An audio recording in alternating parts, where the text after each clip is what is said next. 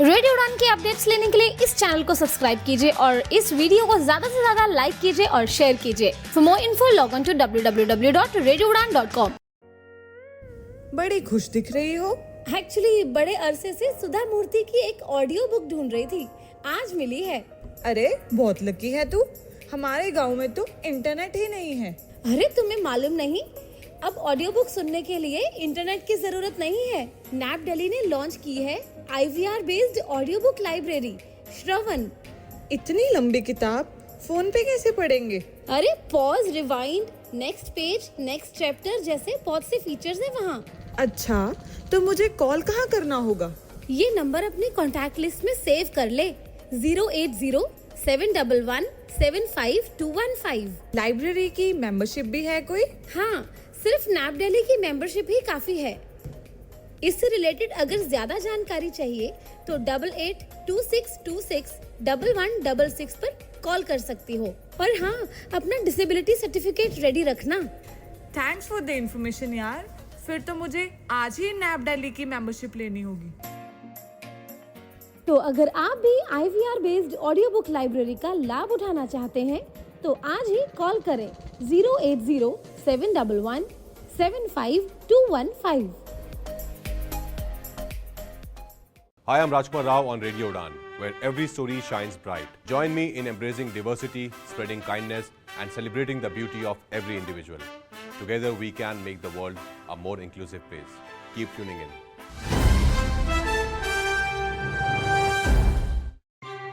या दोस्तों, नमस्कार, आदाब, सत श्री अकाल। मैं दानिश महाजन प्रोग्राम बदलता दौर में आपका स्वागत करता हूं। बदलता दौर की खास सेगमेंट कहानियां पैरालंपियंस, ये सीरीज हम कर रहे हैं department of empowerment of persons with disabilities MSJI government of India के साथ मिलके। आज इस सेगमेंट में हमारे साथ बहुत खास मेहमान हैं जिन्होंने हमें भारत को पहली बार आर्चरी में गोल्ड दिलाया है।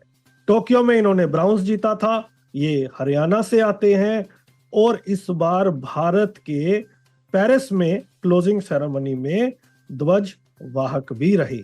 बहुत ही इंस्पायरिंग जर्नी है इनकी। डिटेल में जानेंगे कैसा रहा गोल्ड का सफर, कैसी है लाइफ जर्नी, आगे क्या प्लान्स है। तो हमारे साथ हरविंदर सिंह है जिन्होंने आर्चरी में पहली बार भारत को गोल्ड दिलाया है। हरविंदर जी, बहुत बहुत मुबारकबाद रेडियो उड़ान की टीम की ओर से, हमारे लिसनर्स की ओर से, और बहुत बहुत स्वागत आपका रेडियो उड़ान पर। थैंक यू जी, थैंक यू सो मच। सबसे पहले तो हरविंदर जी हमें बताएं अपनी डिसेबिलिटी के बारे में और बैकग्राउंड के बारे में। जी, मेरी डिसेबिलिटी है जी, लेफ्ट लोअर लिम्ब इम्पेयरमेंट है। बचपन में मुझे गलत इंजेक्शन लगा था किसी डॉक्टर से, तो 1.5 साल की उम्र में बुखार में गलत इंजेक्शन लगने की वजह से तो मेरी लेफ्ट लेग में दिक्कत हुई थी। तो तब से ट्रीटमेंट तो काफ़ी चला, लेकिन ज़्यादा अवेयरनेस नहीं थी उस टाइम।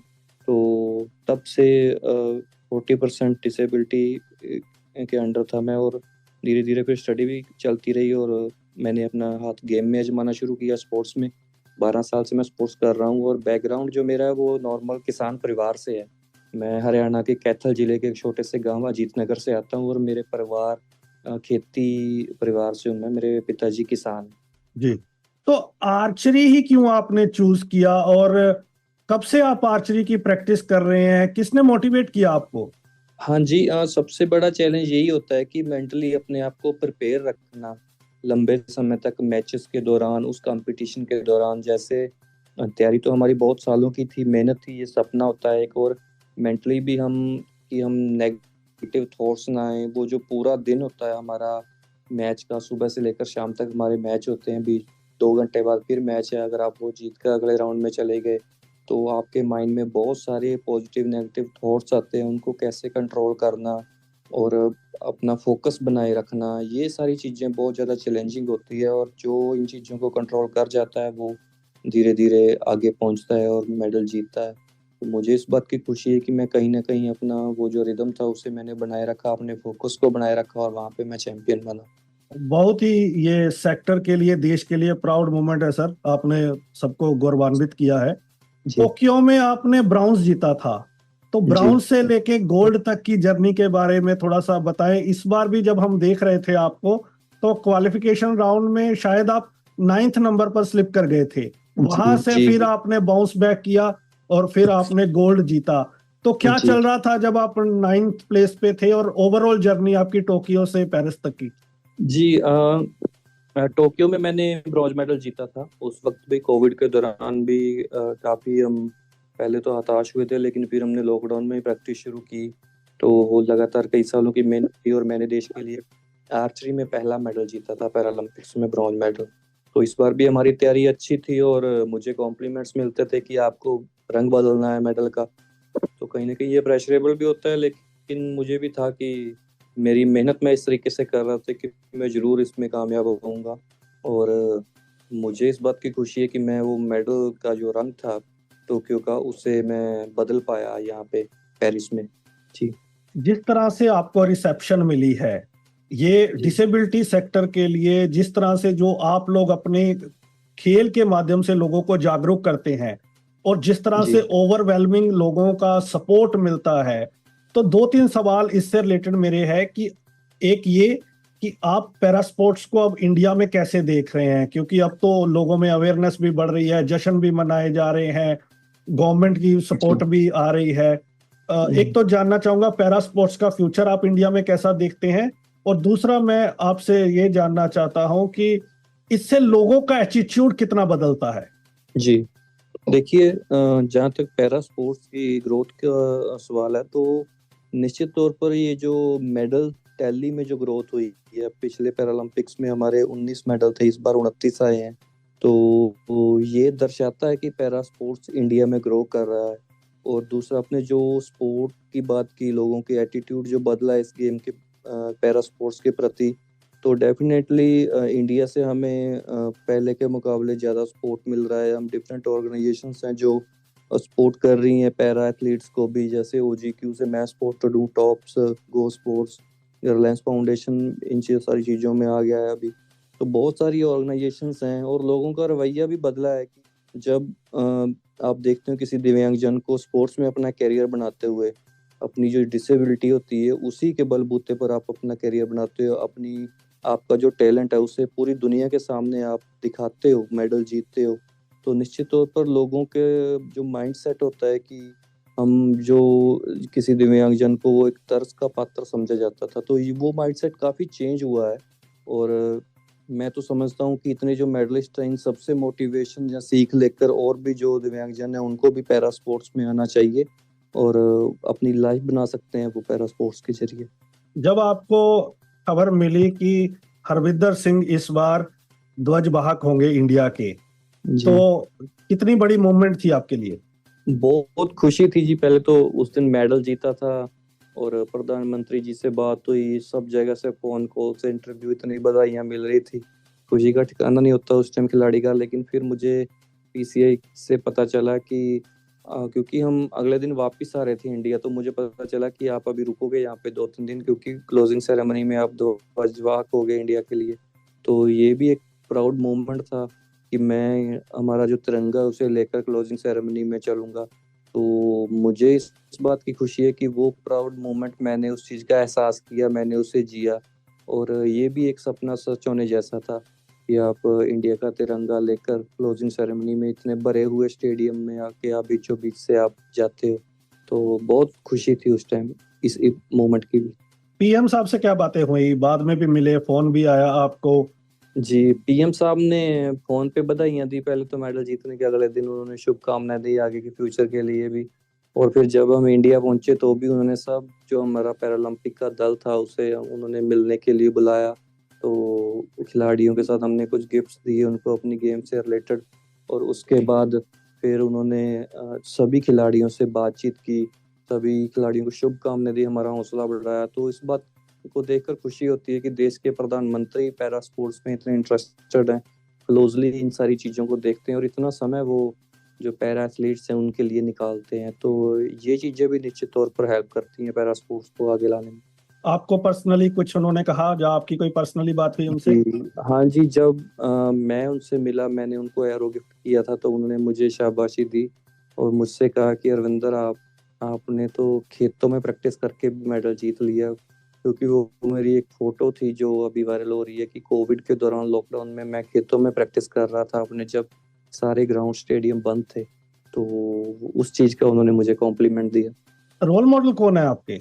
रोल मॉडल जी मेरे देखिए कि कोई किसी एक जगह से नहीं, मैं मुझे तो जहाँ से भी मोटिवेशन मिलती है वो हमारी कोशिश होती है कि हमें कुछ ना कुछ सीखने को मिले। तो आर्चरी के कोई क्रिकेट में स्पेसिफिकली? हाँ जी, स्पोर्ट्स में बचपन में हम सचिन जी को देख देख कर बड़े हुए हैं खेलते हुए। आर्चरी में मैट स्टर्ट्समैन है, वो भी यहाँ पे चैंपियन बने हैं पेरिस में। उनको वो 2012 लंदन पैरालंपिक्स में के सिल्वर मेडलिस्ट थे, बिना हाथों के खेलते हैं। फिर मैंने इंडिया के जो पैरालंपिक मेडलिस्ट थे दीपा मलिक जी को देखा। हमारे ओलंपियन भी बहुत पुराने हैं, इतने स्ट्रॉन्ग है। तो सभी को देख देख कर हम बड़े हुए हैं और आज हम इंडिया के लिए परफॉर्म भी कर रहे हैं उनसे सीख लेकर। अच्छा, मैंने आपसे एक सवाल पूछा था कि जब आप 9th नंबर पे थे, उससे बाउंस बैक कैसे हुआ? उस टाइम पे माइंड में जी क्या था? वर यू हाँ अफ्रेड? जी, ये वो ना क्लासिफिकेशन क्वालिफिकेशन होता है हमारा, हम्म। तो उसमें रैंकिंग बनती है। लेकिन माइंड में ये भी होता है मेरे, हमारी हर कंपटीशन की जो क्वालिफिकेशन होती है कि पहली कोशिश तो हमारी ये होती है कि हमारा हाई जितना हो सके हायर रैंक हो, हम टॉप के कुछ एथलीट्स में रहें। लेकिन टोक्यो में मेरा 21वां रैंक था क्वालिफिकेशन में, तब भी मैंने वहाँ पे ब्रॉन्ज मेडल जीता था। तो कहीं ना कहीं ये भी रहता है कि अगर क्वालिफिकेशन में थोड़ा पीछे भी हो तो भी आपको मैचेस में अच्छा परफॉर्म करना है। तो इस बार मेरा 9th रैंक था और मैं मेंटली फोकस था अपने टारगेट के लिए। और इस प्रकार 9th रैंक होने के बावजूद भी मैंने धीरे धीरे एक एक मैच में फोकस करता रहा और वहाँ पे चैंपियन बना। आर्चरी को लेके और लाइफ को लेके आपके क्या गोल हैं? अब गोल तो जीत आर्चरी लिया, को आगे क्या? लेके जी जी, तो अभी बस गोल मेडल जीता है, अभी बहुत सारे प्रोग्राम्स हैं, एंजॉय कर रहे हैं इस चीज को भी। और आगे हमारी नेशनल होगी, फिर अगले साल वर्ल्ड चैंपियनशिप, अभी देश के लिए खेलेंगे और मेडल जीतेंगे, देश के लिए मेहनत करेंगे। और फ्यूचर प्लान बस यही है कि काफी टाइम फैमिली से दूर रहे हैं तो कुछ समय फैमिली को भी देंगे, अपनी सोशल लाइफ को भी देंगे। क्योंकि कोई भी एथलीट जब किसी बड़े इवेंट की तैयारी करता है तो वो कुछ चीजें पीछे रह जाती हैं। वो जो 1 साल या 6 महीने का टाइम होता है वो अपनी सोशल लाइफ त्याग देता है, फैमिली से थोड़ा दूर हो जाता है। फोक कि आप फैमिली से दूर रह के किसी अच्छी जगह पे प्रैक्टिस करते हो।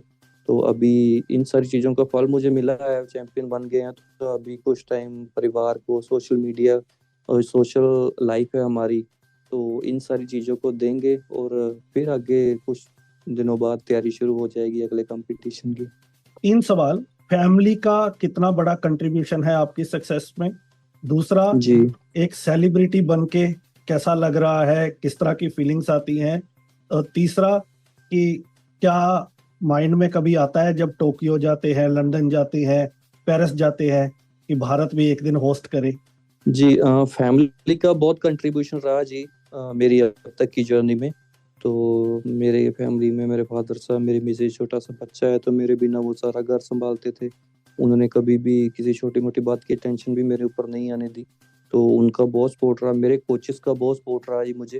तो जिनकी बदौलत मैं यहाँ पे मेडल जीत पाया। और दूसरा, अभी जैसा आपने कहा कि हम कामयाब हो गए हैं, सेलिब्रिटी बन गए हैं, तो लेकिन इन चीज़ों को मेरी कोशिश रहती है कि हावी ना होने दें अपने माइंड पे, क्योंकि अभी और मेडल जीतने हैं, देश के लिए मेहनत करनी है। तो अच्छा लगता है, हम पूरे देश से मान सम्मान मिल रहा है, कई जगह हमारे प्रोग्राम से इंटरव्यूज होते हैं, तो कोशिश रहती है कि हम सीरीज वाइज सबको टाइम दें, सबके साथ बातचीत हो। और तीसरा जो आपका सवाल था कि इंडिया को होस्ट करना चाहिए, तो बिल्कुल हमें इस बात की खुशी होगी कि जैसे 2036 की कोशिश कर रहा है इंडिया मेजबानी करने की ओलंपिक्स या पैरालंपिक्स की, तो निश्चित तौर पर हमारी भी कोशिश रहेगी कि हम भी उस कंपटीशन का हिस्सा बने और पूरे जो वर्ल्ड है, पूरी दुनिया के जो एथलीट्स हैं उनको हम इंडिया बुलाएं, अपनी मेहमान नवाजी करने का मौका मिले अगर हमें दुनिया की, तो इस चीज में हम एथलीट्स को भी बहुत ज्यादा खुशी होगी। पेरिस का कोई खास इंसिडेंट जो आप याद करते हो, या किस तरह का आपका ओवरऑल एक्सपीरियंस रहा? जी, एक्सपीरियंस अच्छा रहा जी। मैं तो अक्सर कहता हूँ कि जब खिलाड़ी मेडल जीत लेता है तो उसकी सब शिकायतें दूर हो जाती हैं, छोटी मोटी अगर हों भी। हालांकि मेरा ऐसा कुछ नहीं था। तो पेरिस का एक्सपीरियंस बहुत अच्छा रहा, वहाँ पे चैंपियन बना। एक इंसिडेंस ये था कि मेरा मस्कट था जो मेडल सेरेमनी में मेडल के साथ मिलता है, वहाँ का लोगो, तो वो गुम हो गया था। लेकिन अभी मुझे वहाँ से पता चला है कि वो मिल गया है और वो जल्दी ही इंडिया भेज रहे हैं। तो इस बात की खुशी है कि आपकी खोई हुई चीज आपको वापस मिल रही है। हाँ, आपका खोया हुआ मेडल गोल्ड जो टोक्यो में ब्रॉन्ज था वो भी मिल गया आपको, और आपका नहीं जी, मस्केट भी आपको मिल गया। तो एक बात जो आप कह रहे थे ना नहीं कि मेडल तो गुम जी, नहीं हुआ, मेडल तो नहीं मेरे पास है। मस्कट मस्कट, जी नहीं नहीं, मैं दूसरे मास्टर, सेंस में कह रहा हूँ कि टोक्यो में ब्रॉन्ज आया था ना, गोल्ड नहीं था, जी तो जी वो जी, वो गोल्ड आपने अपग्रेड हो यहाँ गया। पे ले लिया। जी हाँ, जी जी। एक चीज अरविंदर जी ये है कि मैं बहुत सारे लोगों से बात कर रहा हूँ और इंटरव्यू जी भी कर रहा हूँ, ये मेरी लगभग 2000 के आसपास मेरी डिसेबिलिटी की इंटरव्यू है, डिसेबिलिटी राइट्स पे। जी जी लेकिन आप बहुत हम्बल हैं, ये आपकी, ये जी। बहुत कम लोगों में जब मैं इंटरव्यू के लिए कॉल करता हूँ लोगों को, तो हम्म मैं लोगों को बताना चाहता हूँ कि आप सच में बहुत हम्बल हैं, और ये क्वालिटी बहुत कम लोगों में होती है, एंड आई रियली विश कि ये क्वालिटी आपकी आपके साथ मूव ऑन करे। जी, थैंक यू सो मच जी। हमारी भी कोशिश रहती है कि क्योंकि हमारी गेम का नेचर ही ऐसा है कि हमें कूल एंड काम फोकस रहना पड़ता है, तो हमारी भी कोशिश रहती है कि हम्बल रहकर ही हम अपना फोकस कर पाते हैं, चीज़ों पर काम कर पाते हैं। तो देश के लिए मेडल जीतने में ये सारी चीज़ें बहुत ज़्यादा हेल्प करती, तो इसलिए शुरू से नेचर बना के रखते हैं कि आप कूल रहें, काम रहे, हम्बल रहें, तो वो हमारे लिए भी अच्छा रहता है और देश की मेडल टैली भी बढ़ती है उससे। क्या आने वाले टाइम में हरविंदर जी की एकेडमी हमें देखने को मिलेंगी? क्या और पैरा प्लेयर्स को हरविंदर तैयार करेंगे? जी बिल्कुल, मैं अभी भी मेरी कोशिश रहती है कि मैं कुछ एथलीट्स की हेल्प करता रहता हूँ, किसी को गाइड करना है, किसी को कोई सलाह देनी है तो भी। और बिल्कुल अगर हमें गवर्नमेंट की या ऑर्गेनाइजेशंस की सपोर्ट मिलेगी, मैं अपने बल पर भी क्योंकि अभी तो स्पोर्ट्स में एक्टिव कैरियर है, तो मैं अभी मैं अपना जो मेन फोकस है वो स्पोर्ट्स में ही करना चाहता हूँ। लेकिन आने वाले समय में जरूर, जब जैसे ही मैं एज बीइंग ए प्लेयर मैं रिटायर हुआ, तो मैं निश्चित तौर पर और ज्यादा एथलीट्स और पैरा एथलीट्स मैं इंडिया के लिए बनाऊंगा और देश के लिए हम मेडल जीतेंगे। अभी आपसे पहले मैंने कपिल परमार से इंटरव्यू की, तो जी कपिल ने जूडो में ब्रॉन्ज जीता इंडिया के लिए। जी तो उन्होंने कहा कि मेरी कोई शिकायत नहीं है गवर्नमेंट से या किसी से, कि सब जी हमें प्राइज मनी भी सब मिल रहा है, सब कुछ मिल रहा है। हाँ, एक चीज है कि अब हम ये चाह रहे हैं कि हमें गवर्नमेंट जॉब मिले, एक क्लास की जो दूसरे खिलाड़ियों को मिलती है, ताकि एक फैमिली पूरी तरह से सिक्योर हो जाए उस तरीके से जी भी। जी तो हरियाणा में क्या स्टेटस है, क्या जॉब दी जाती है, या आपकी भी ये मांग रहेगी सरकार से? जी बिल्कुल। देखिए, है तो यही सिस्टम। हरियाणा ने भी पॉलिसी अभी 3 साल पहले डाउन कर दी है पैरा स्पोर्ट्स को लेकर, नौकरी के मामले में जो है। तो निश्चित तौर पर बराबरी का हक मिलना चाहिए सभी खिलाड़ियों को। जैसे मैंने 2018 में पैरा एशियन गेम्स में गोल्ड मेडल जीता था, और मुझे पॉलिसी के मुताबिक उस टाइम HCS की मेरी नौकरी बनती थी, लेकिन गवर्नमेंट ने नहीं दी। उसके बाद हम कोर्ट गए, कोर्ट ने भी हमारे फेवर में डिसीजन दिया, फिर भी गवर्नमेंट ने नहीं दी। तो ये सारी चीजें हैं, यही चीजें तो हैं जो अब जिन पर अभी काम करना बाकी। जैसे आपने पहले सवाल किया था ना कि लोगों की सोच में क्या अंतर है, तो मुझे लगता है कि लोगों की सोच में तो मतलब सोच काफी सुधरी है पैरा स्पोर्ट्स को लेकर, लेकिन जो ये डिपार्टमेंट्स हैं, तो ऑफिशियल तौर पर फिर गवर्नमेंट को भी ये चीज देखनी चाहिए कि आप भी बराबरी का हक दें पैरा स्पोर्ट्स को भी, तभी स्पोर्ट्स आगे ग्रो करेगा। और मेरी भी, मुझे लगता है कि ऐसा, मुझे उम्मीद है कि गवर्नमेंट इस बारे में सोचेगी, और पैरा जो खिलाड़ी हैं तो ये पॉलिसी बराबर होनी चाहिए, उन्हें भी बराबर की नौकरी मिलनी चाहिए एबल स्पोर्ट्स के खिलाड़ियों के। इस बार जो हरविंदर जी हमने नजारा देखा कि ये जो आपका मेडल आया है, ये पूरे डिसेबिलिटी कम्युनिटी का मेडल आया है, और जी इस बार जो मेरा एक्सपीरियंस है, मैं ये देख रहा था कि इतने लोग देख रहे थे जियो सिनेमा पे, यूट्यूब पे, कि मतलब एक फैमिली का पार्ट हो जाता है कि यार ये एक अटैचमेंट है कि हमारी कम्युनिटी से आ रहा है, पैरा प्लेयर है, हमारे लिए जीत रहा है, हम रिप्रेजेंट कर रहे हैं। आप तो जी देश को रिप्रेजेंट कर रहे हैं, तो हम एक तरह से हम ही रिप्रेजेंट कर रहे हैं। तो ये जी सारे लोगों के लिए आपका क्या मैसेज रहेगा? देखिए, सभी लोगों के लिए मेरा ये पहले तो सभी को धन्यवाद कि जिन्होंने इतना सपोर्ट किया। वो जो जिस टाइम वो लाइव देख रहे थे मैचेस को, उस दौरान उन्होंने मेरे लिए इतनी दुआएं की होंगी। तो बाकी मेरा मैसेज यही है हमारे देश के लिए कि आप भी स्पोर्ट्स को अपनाइए, चाहे आप एबल्ड एथलीट हैं, चाहे स्पेशली एबल्ड, तो आप भी स्पोर्ट्स में अच्छा करियर बना सकते हैं। अपने बच्चों को सपोर्ट कीजिए कि वो भी किसी खेल को अपनाएं, उस खेल में अपना हाथ आजमाएं अपने टैलेंट के हिसाब से। तो निश्चित तौर पर हमारे जो आगे आने वाले ओलंपिक्स और पैरालंपिक्स का दल है, उसमें भी बढ़ोतरी होगी, और हमारे जो मेडल हैं उन मेडल टैली में भी हमारी बढ़ोतरी देखने को मिलेगी।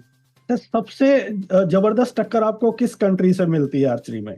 जी, आर्चरी में वैसे तो आर्चरी खेल ही ऐसा है कि आपको हम कम नहीं आंकते कोई भी खिलाड़ी हो, लेकिन जो ईरान, चाइना, टर्की, इटली, तो इनके जो खिलाड़ी हैं वो काफ़ी स्ट्रॉन्ग है आर्चरी में, लेकिन हम भी कम नहीं है। इंडिया भी पूरी टक्कर देता है, कंपाउंड में भी, रिकर्व में भी। मैं पिछले कुछ इवेंट्स में मेडल जीत रहा हूँ, तो हम भी बिल्कुल उनको टक्कर दे के मैच जीत कर लाते हैं, मेडल जीतते हैं। बिल्कुल। तो आप थोड़े पर्सनल जानते हैं आपकी लाइफ के बारे में। Favourite dish? फेवरेट डिश है जी अपनी बटर चिकन। हॉबीज? जी जी। हॉबीज? हॉबीज हैं जी मेरी पढ़ना, मैं फिक्शन नावल वगैरह पढ़ता रहता हूँ। Favourite author? ऑथर मेरे पंजाबी के हैं जी, जसवंत कंवल जी और राम स्वरूप अंकी। मैं पंजाबी में कुछ नावल्स पढ़ता हूँ।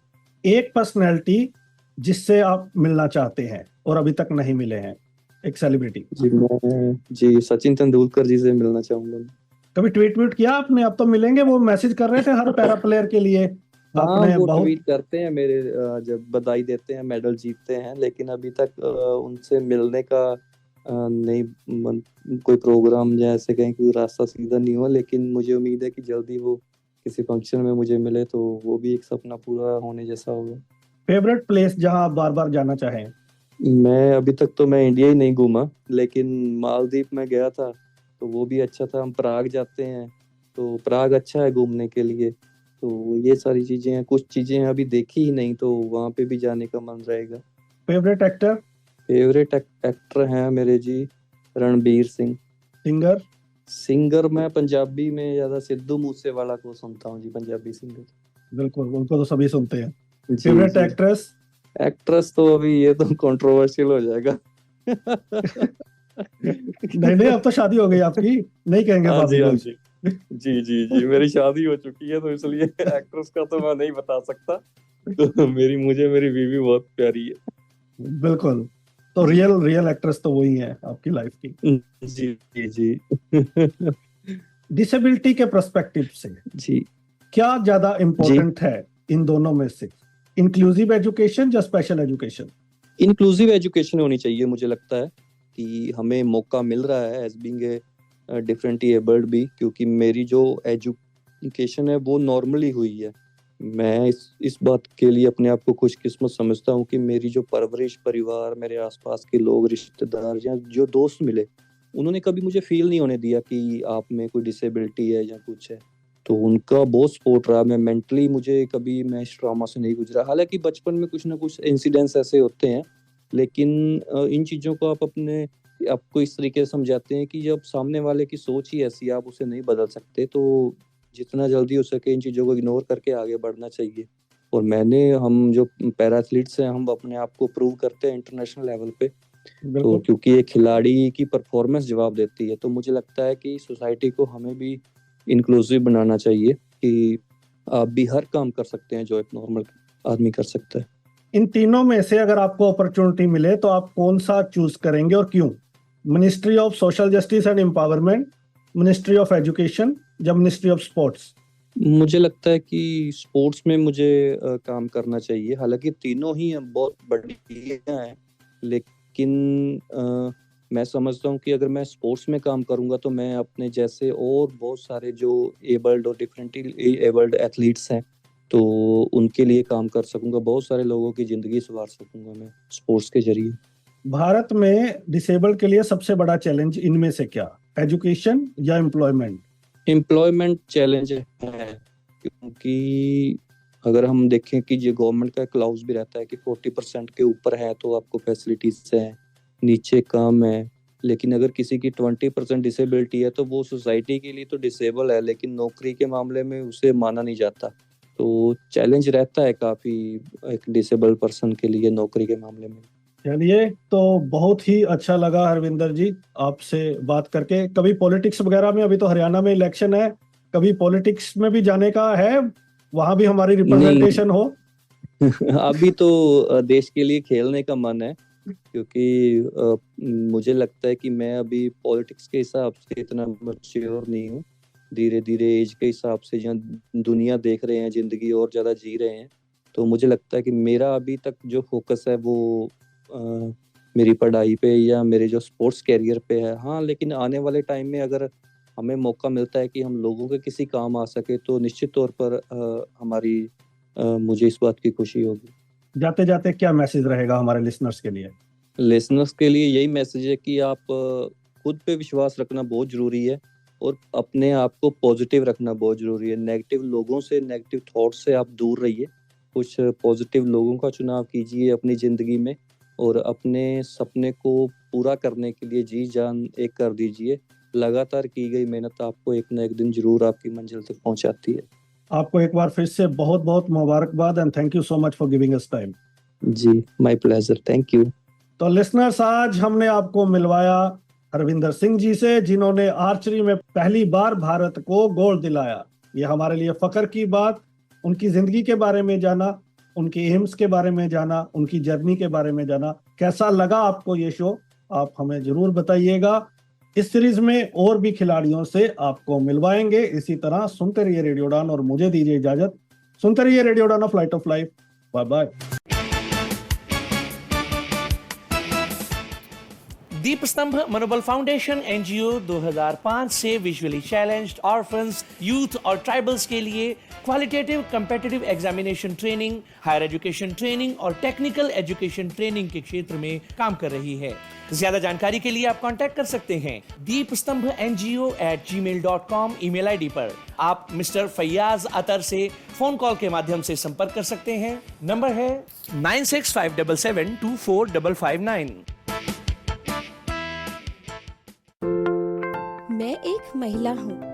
मुझे पता है कि हम सेक्सुअल एंड रिप्रोडक्टिव राइट्स जैसे मुद्दे सबके साथ साझा नहीं कर सकते, जैसे मेंस्ट्रुएशन, बर्थ कंट्रोल एक्सेट्रा।